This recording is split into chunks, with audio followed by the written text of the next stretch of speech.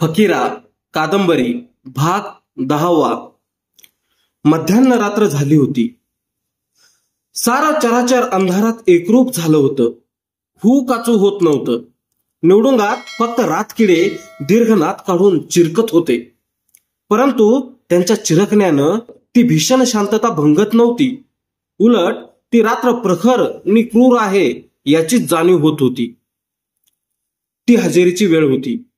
फकीरा अंथरुणावर पडला होता. त्याला रात्रभर झोपच येत नव्हती. आज 15 दिवस तो रात्री डोळ्यात काढीत होता. त्या दिवशी त्याला हजेरी लागली तो दिवस आणि त्या दिवशीचा तो रावसाहेब पाटलाचा कुर्रा हे सर्व त्याच्या मस्तकातून हालता हलत नव्हतं. आपण माणूस असून हा केवढा अन्याय आहे. आपण 3 वेळा हजेरी द्यायची आणि ती पाटलानं घ्यायची. जर आपण कुठे निघालो तर पाटलाचा लेखी हुकूम घ्यायचा. तो देणं न देणं पाटलाच्या स्वाधीन, आणि जरी दिला तरी तो ज्या गावी आपण जाऊ तिथल्या पाटलाला द्यायचा आणि त्याला हजेरी द्यायची. आणि यात काही कसूर झाली तर 3 महिने सक्त मजुरीची शिक्षा. नाहीतर या विचारानं फकीराचं काळीज तुटत होतं. सरकारनं खोतानं एक होऊन आपल्यावर हा सूड उगवला आहे असं त्याला सारखं वाटत होतं. आता आपण कुठेही जाऊ शकत नाही. आता आपले हातपाय आपले नसून ते रावसाहेब पाटलाच्या दावणीत बांधले आहेत. आपल्या नाकात बैलाप्रमाणे या कायद्यानं व्यसन घातले असून ते आपल्या वैऱ्याच्या हाती दिली आहे. आता पुढं मार्ग कोणता? आपण यापुढे हेच जीवन जगायचं का?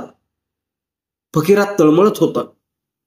अंधारात डोळे मिटून तो मनाशीच बोलत होता आणि त्याचं कणखर मन त्याला उपदेश करीत होतं. काल परवा तू इतर माणसासारखा होतास, पण आता तू सरकारचा बंदी आहेस.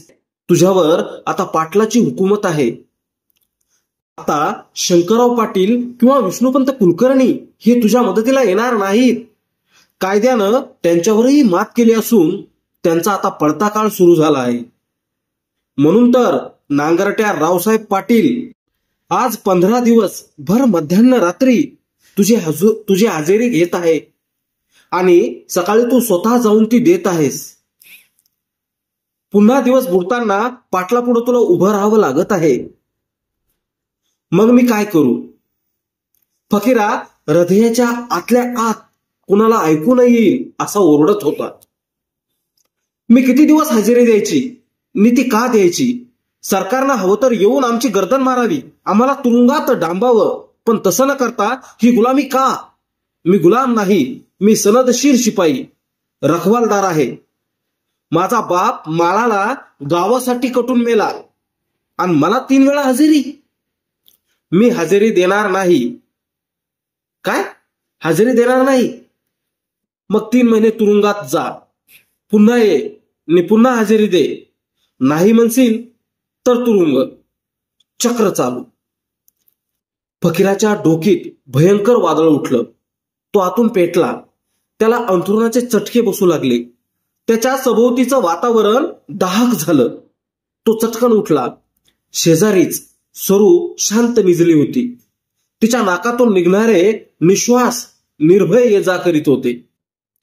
पलीकडे राधा निपचित पडली होती.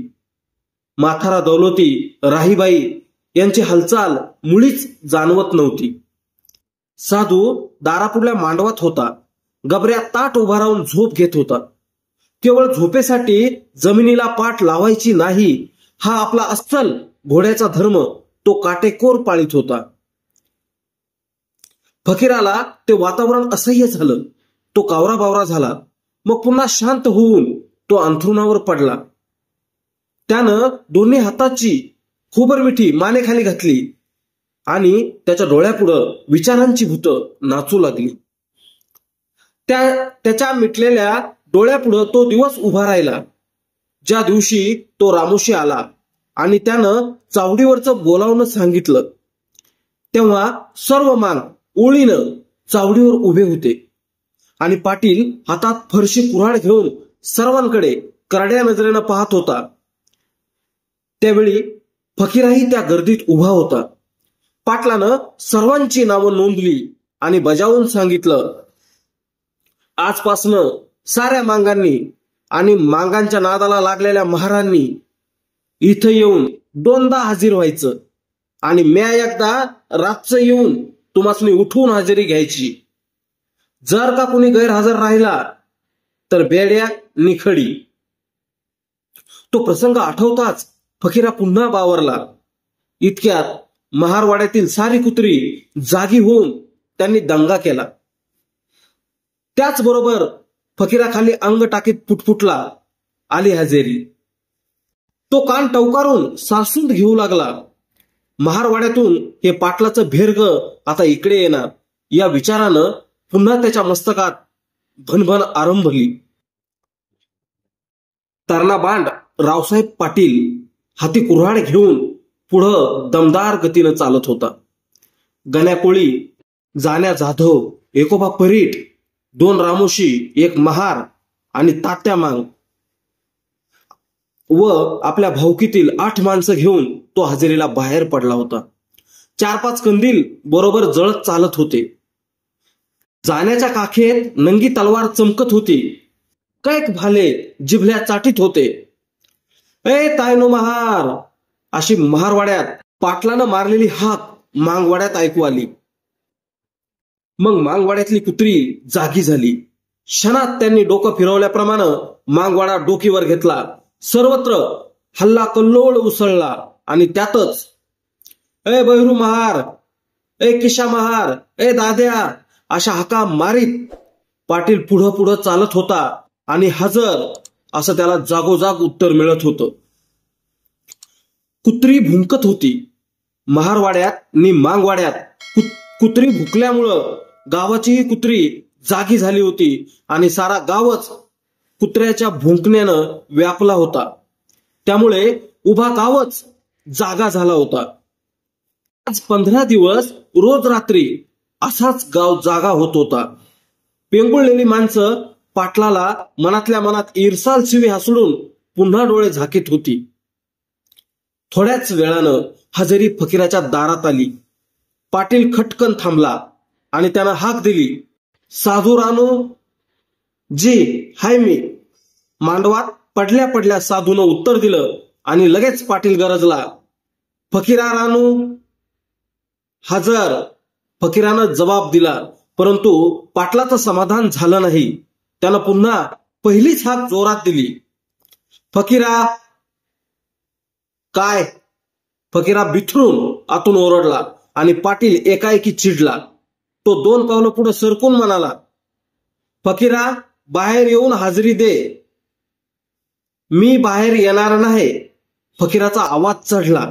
मांडवात साधू जागा झाला आणि उठून बसला. पाटील एकेरीवर का आला याचा तो विचार करीत होता.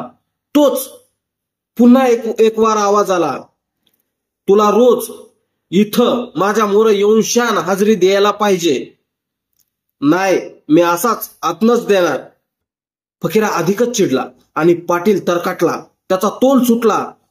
तो मुठीतील कुऱ्हाडीचा दांडा आवळून नाक फेंदारून म्हणाला, नाही, ती बायकोच्या पुढ्यातली हजेरी चालणार नाही. बाहेर ये. आणि त्याचबरोबर धाडकन दार उघडलं आणि फकीरा चौकटीत आला. कंदिलाचा लाल पिवळा प्रकाश त्याच्या चेहऱ्यावर स्थिर झाला. तो अति उग्र झाला होता. त्याच्या डोळ्यात जाळ पेटला होता. त्याच्या पिळदार मनगटात रक्ताचा दाब वाढला होता. त्या एकाच शब्दानं तो निर्वाण झाला. साधू चटकन उठून उभा राहिला. दौलतीची झोप झडून गेली. सरूबाई, राधा, राही सर्वच आश्चर्यानं पाहू लागल्या. फकीरा चौकटीत येऊन पाटलावर नजर रोखून हळूच म्हणाला, काय म्हणलास? बाहेर येऊन हजेरी. पाटील उद्गारला. आणि काय म्हणालास? फकीरा जोरानं ओरडला. त्याबरोबर पाटलानं वळून पाहिलं आणि फकीराची खणखणीत चपराक त्याच्या डाव्या गालफाडात खाडकन वाजली. तडाख्यात त्याचं पागोटं दूर उडालं आणि त्याचा तोल जाऊन तो कोलमडला. पण लगेच स्वतःला सावरून त्यानं कुऱ्हाड फिरवून हाणली. परंतु त्यावेळी फकीरा तिथं नव्हता. तो तलवारीकडे धावला होता. त्यामुळं पाटलाची कुऱ्हाड चौकटीत जाऊन रुतली. तलवारीकडे निघालेल्या फकीराला राधानं अडवलं. दौलती आडवा झाला. सरूनं हात धरला. फकीराच्या हातात ती तलवार आली तर कत्तल होईल याची त्यांना कल्पना होती. त्या सर्वांनी फकीराला देव्हाऱ्याकडे जाऊ दिला नाही. आईच आडवी आली आहे हे लक्षात घेऊन फकीरा परत फिरला. तो सरळ जाऊन पाटलावर विजेप्रमाणे कोसळला. पहिल्या झडपेत त्यानं पाटलाला खाली ओढला. एखाद्या मांजरानं उंदीर चलमडावा तसा पाटील उलथा फालता झाला. एक जोराची लाथ बसून पाटलाला हुक भरली. तो दोन्ही पाय सरळ पुढे पसरून हातानं पोट धरून कन्नू लागला आणि बरोबरीच्या लोकांकडे केविलवाण्या नजरेनं पाहू लागला. उशिरानं पाटील बोलला, मेलू की र. दौलतीनं बाहेर येऊन फकीराला धरलं. राधा पुढे आली. त्या दोघांनी त्याला मिठी मारली. तो जाण्या तलवार घेऊन पुढे आला. त्याच्या पाठीत साधूनं काठी आणली. त्या सरशी हातातली तलवार टाकून जाण्या अंधारात पडला. फकीरानं वाकून चटकन ती तलवार उचलली. नगा मारू, पाटील आहे तो पांढरीचा, साधू म्हणाला. इतक्यात पाटील उठला आणि त्यानं गावाकडे तोंड करून दोन्ही हातांनी भयंकर अशी बोंब ठोकायला सुरुवात केली. क्षणात सारा गाव जागा झाला. मांगांनी हत्यारं काढले, मार धावले आणि थोड्याच वेळात गावकऱ्यांचा लोंढा मांगवाड्याकडे येऊ लागला. काय झालं, कोण बोंब ठोकीत आहे हे कुणालाच कळत नव्हतं. तो प्रसंग खरोखरच बाका होता. क्षणभरच फकीरा गांगारला, पण लगेच त्यानं साधूला इशारा दिला, साधू तयार राहा. थोड्याच वेळात सारा गाव मांगवाड्यात एकत्र झाला.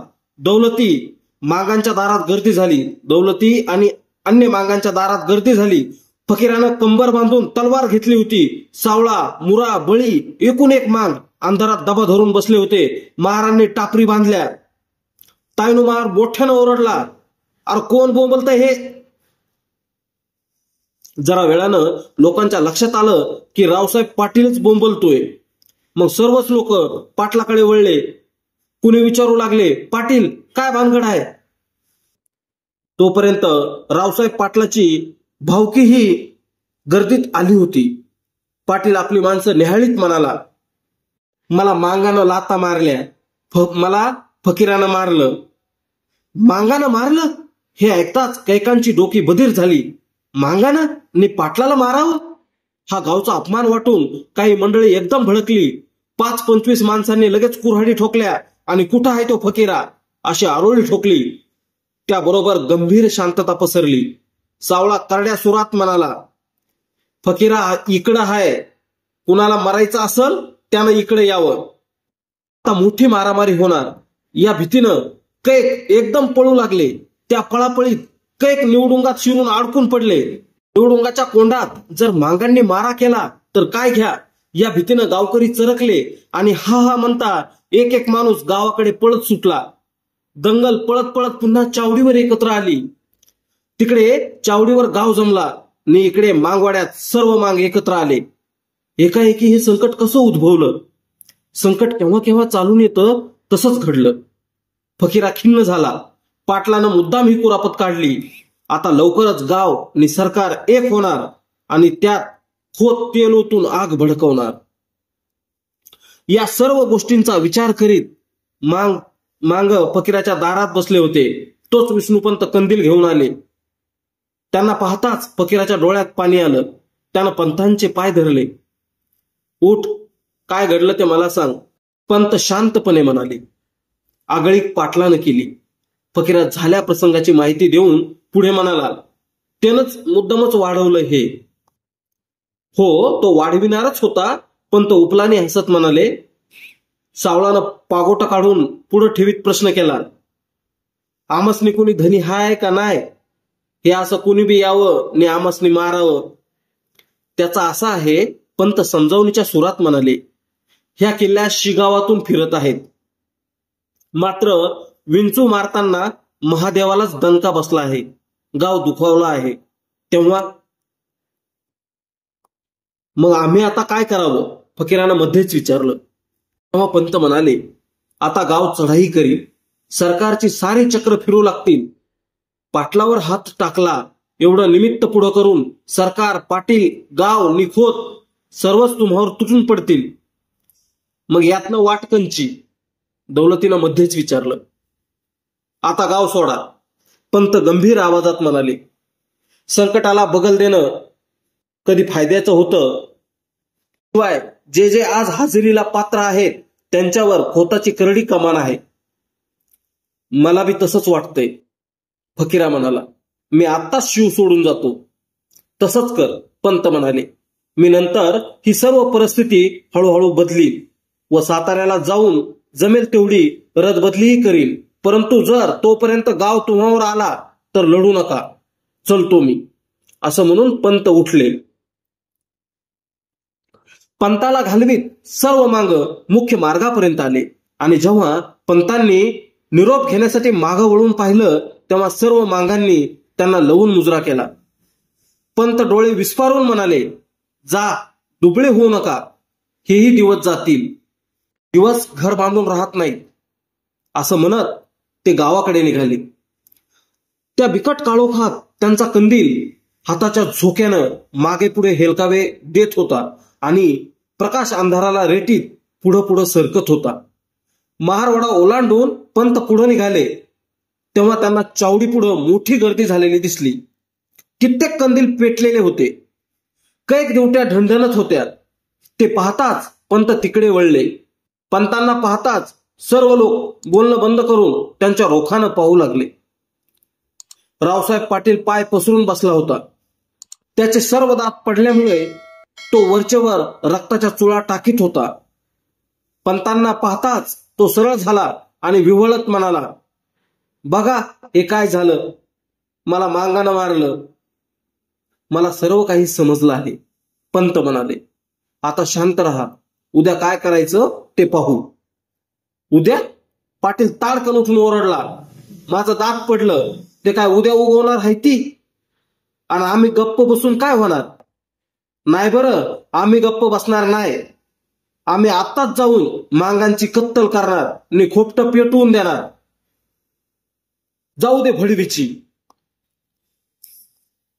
पाटील ऐका, पंत करड्या आवाजात बोलू लागले.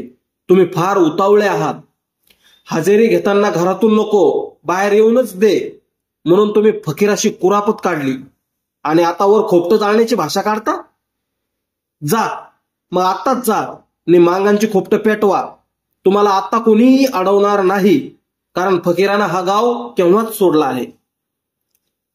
म्हणजे पळून गेला? कोणीतरी विचारलं. ते मला माहित नाही. पंतांच्या स्वरात प्रखरता आली. ते पाटलाकडे वळून म्हणाले, एकही कर्तामांग घरात नाही. त्यांची घोडी दूर गेली असतील. आता जावा आणि पेटवा घर. परंतु या गावासाठी माळाला कटून मरणाऱ्याची औलाद दुबळी मानू नका. परंतु या गावासाठी माळाला कटून मरणाऱ्याची औलाद दुबळी मानू नका. फकीरा शांत बसणार नाही. त्याचं घर पेटवा आणि आपलं विझवण्यासाठी पाणी आणून ठेवा. जा. पंतांच्या बोलांनी वातावरण तप्त झालं. दिवट्या अधिकच तेजाळ भासू लागल्या. ऐकणारे गांगारले. तरी धिटावा करून पाटील म्हणाला, येऊ दे आणि पेटू दे माझा वाडा.